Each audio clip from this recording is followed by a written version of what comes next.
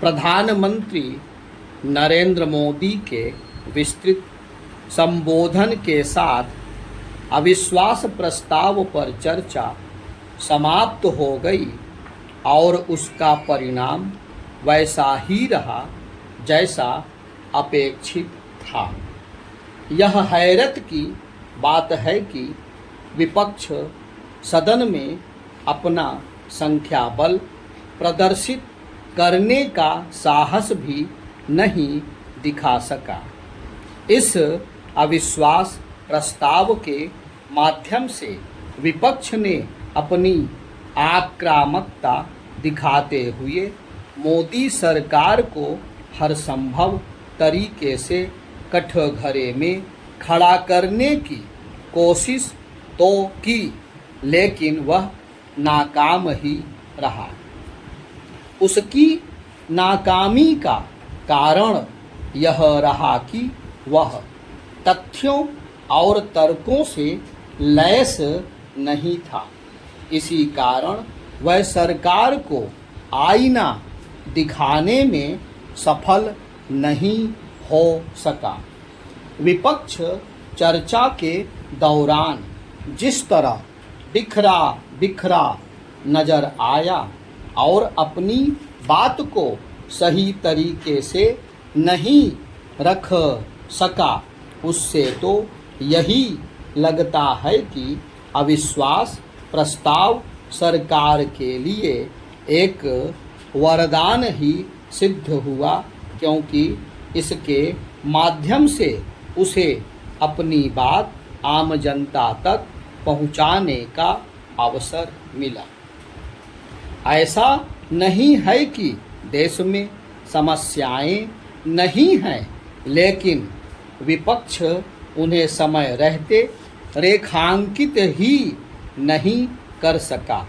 ऐसा लगता है कि विपक्षी दल और विशेष रूप से नए गठबंधन INDIA के नेता सरकार को घेरने के लिए ढंग से तैयारी ही नहीं कर सके।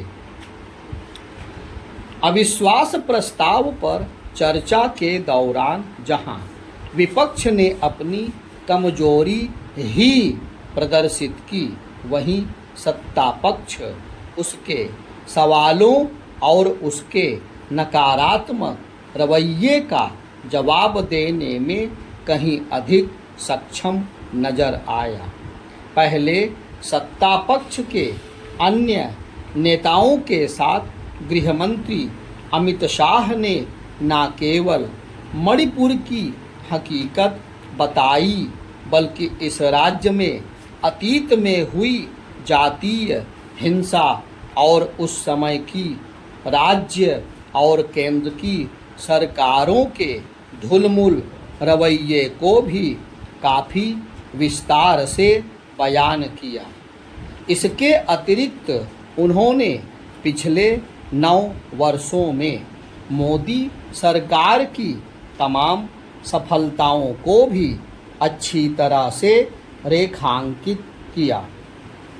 उन्होंने यह भी बताया कि पिछले कुछ वर्षों में मणिपुर समेत पूरे पूर्वोत्तर में किस तरह विकास का काम हुआ है। फिर यही काम प्रधानमंत्री ने अपने संबोधन में और अधिक प्रभावी ढंग से किया। शायद यही कारण रहा कि कई विपक्षी नेता प्रधानमंत्री के संबोधन के बीच ही सदन से बाहर चले गए।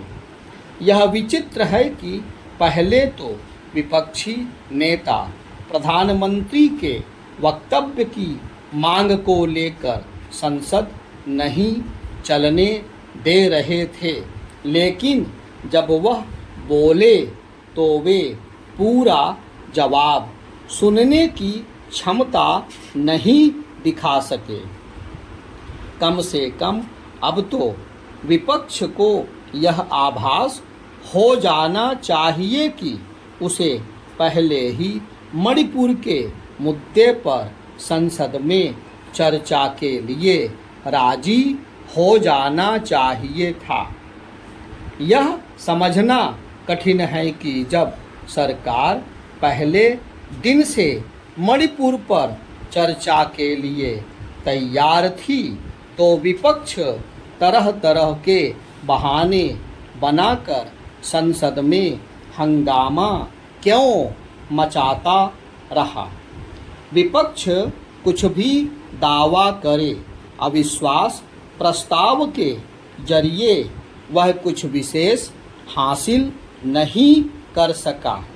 उल्टे सत्ता पक्ष विपक्षी दलों के गठबंधन INDIA के अंतर्द्वंद्व और विरोधाभासों को उजागर करने में सफल साबित हुआ।